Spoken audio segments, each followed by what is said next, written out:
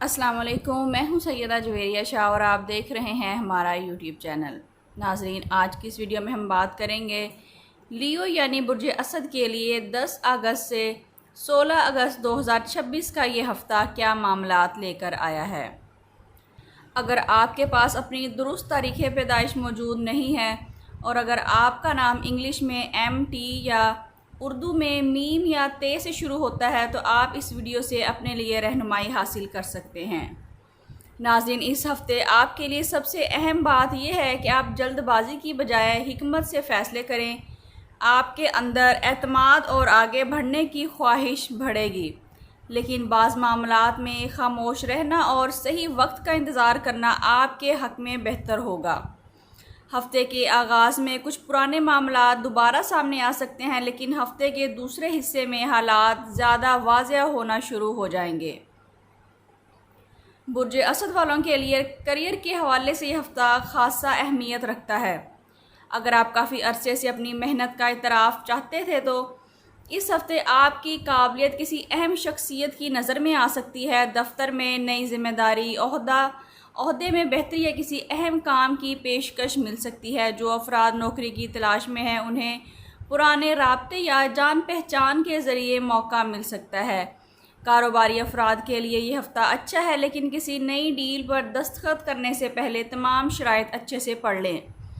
مالی طور پر یہ ہفتہ آپ کو محتاط مگر پازیٹیو رہنے کا مشورہ دے رہا ہے۔ رکی ہوئی رقم ملنے، اضافی آمدنی کے ذریعے بننے یا کسی مالی مسئلے کا حل بھی ہوتا ہوا نظر آ رہا ہے۔ البتہ اس ہفتے صرف دکھاوے یا جذبات کی وجہ سے بڑی خریداری نہ کریں۔ آپ کے لیے پیسہ بچانا بھی اتنا ہی ضروری ہے جتنا کہ پیسہ کمانا۔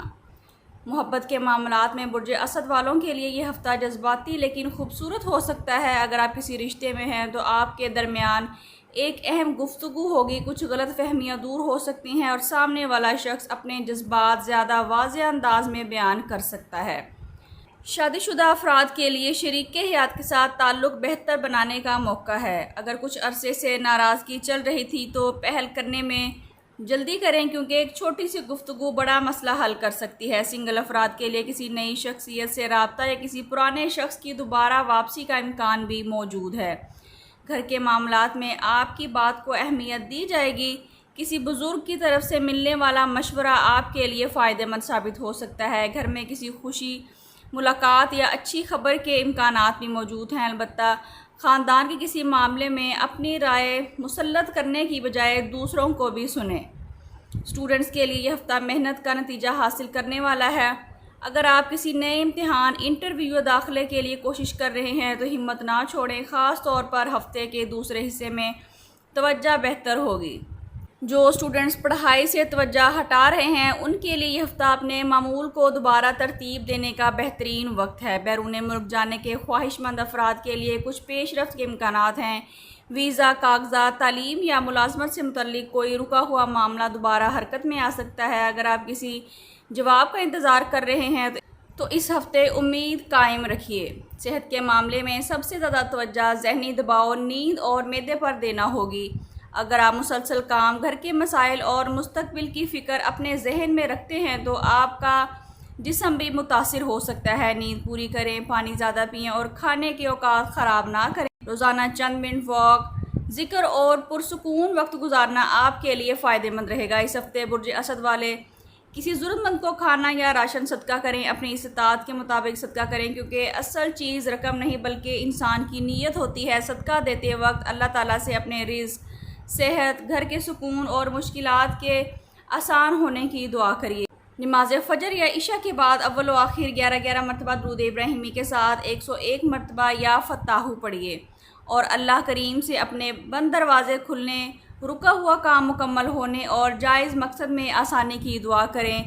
اس وظیفے کو چند دن پابندی اور یقین کے ساتھ کریں، لیکن دعا کے ساتھ اپنی عملی کوشش بھی جاری رکھیں۔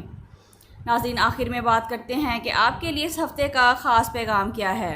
برج اسد، آپ نے جس چیز کے لیے بہت محنت کی اس کا نتیجہ شاید آپ کی توقع سے تھوڑا دیر سے آئے، لیکن اس ہفتے آپ کو ایسا اشارہ مل سکتا ہے جو آپ کے اندر دوبارہ امید پیدا کرے گا۔ کسی ایک فیصلے کی وجہ سے آپ کی سمت بدل سکتی ہے، اس لیے جذبات میں آ کر پرانا رستہ بند نہ کریں اور نہ ہی ہر شخص کو اپنی اگلی منصوبہ بندی بتائیے۔ اس ہفتے آپ کی اصل طاقت آپ کا صبر، اعتماد اور خاموش محنت ہے۔